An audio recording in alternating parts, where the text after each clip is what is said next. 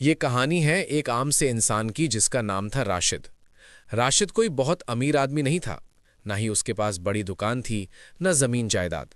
वो एक छोटे से शहर में रहता था और रोज मजदूरी करके अपने घर का खर्च चलाता था। घर में बूढ़ी माँ थी, बीवी थी और दो छोटे बच्चे। राशिद की जिंदगी पहले से ही मुश्किलों से भरी हुई थी। कई बार ऐसा होता कि घर में पूरा खाना भी नहीं बन पाता। फिर भी वो अल्लाह पर भरोसा रखता था और नमाज कभी नहीं छोड़ता था। मुश्किलों का दौर। एक साल ऐसा आया जब हालात और भी बिगड़ गए। जिस जगह वो काम करता था वहां काम कम हो गया। रोज की मजदूरी भी ठीक से नहीं मिल पाती थी। कई दिनों तक वो खाली हाथ घर लौटा था। एक रात जब सब सो चुके थे, राशिद बैठा हुआ सोच रहा था, या अल्लाह, मैंने किसी का बुरा नहीं चाहा, फिर मेरी रोजी इतनी तंग क्यों हो गई। उसी रात उसे नींद नहीं आई। एक इम्तिहान। अगले दिन सुबह सुबह वो फजर की नमाज पढ़कर निकला। रास्ते में मस्जिद के बाहर एक बूढ़ा आदमी बैठा था। उसके कपड़े फटे हुए थे, चेहरा भूख से उतरा हुआ था। उस बूढ़े ने धीरे से कहा, बेटा, अल्लाह के नाम पर कुछ खाने को दे दो, 3 दिन से भूखा हूं। राशिद का दिल पसीज गया। उसने जेब में हाथ डाला। जेब में सिर्फ 50 रुपए थे। यही पैसे लेकर वो घर से निकला था ताकि बच्चों के लिए शाम को दूध ला सके। वो कुछ देर खड़ा रहा। दिल और दिमाग में जंग चल रही थी। दिमाग कह रहा था, अगर ये पैसे दे दिए तो बच्चे क्या खाएंगे। लेकिन दिल कह रहा था, अल्लाह रास्ता निकाल देगा। सदका जो भारी था। आखिरकार राशिद ने अल्लाह पर भरोसा किया। उसने पूरे 50 रुपए उस बूढ़े के हाथ में रख दिए।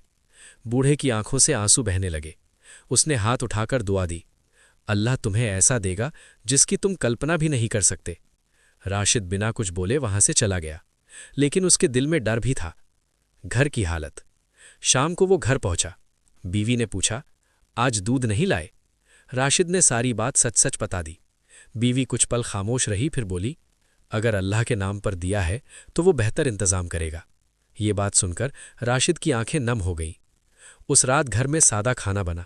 बच्चों ने बिना शिकायत किए खाना खाया। अल्लाह की मदद। अगले दिन सुबह अचानक उसके फोन पर कॉल आई। एक पुराने जान पहचान वाले ने कहा, राशिद भाई, हमारे यहां एक काम है, अच्छा काम है, क्या आप आ सकते हो।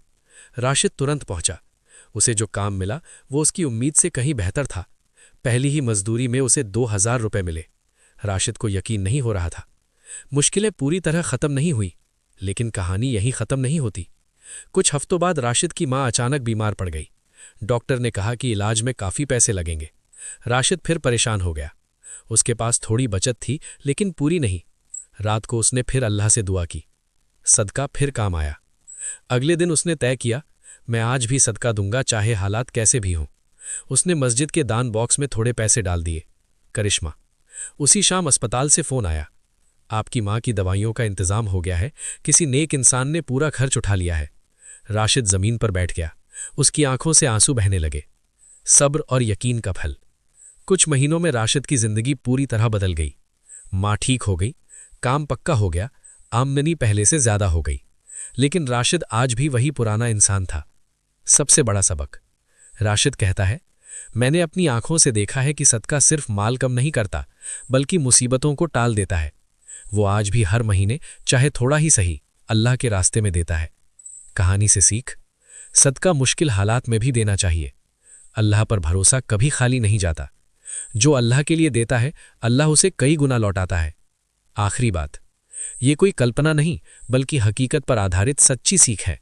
अल्लाह फरमाता है, तुम जो कुछ भी खर्च करते हो, मैं उसे लौटा देता हूं।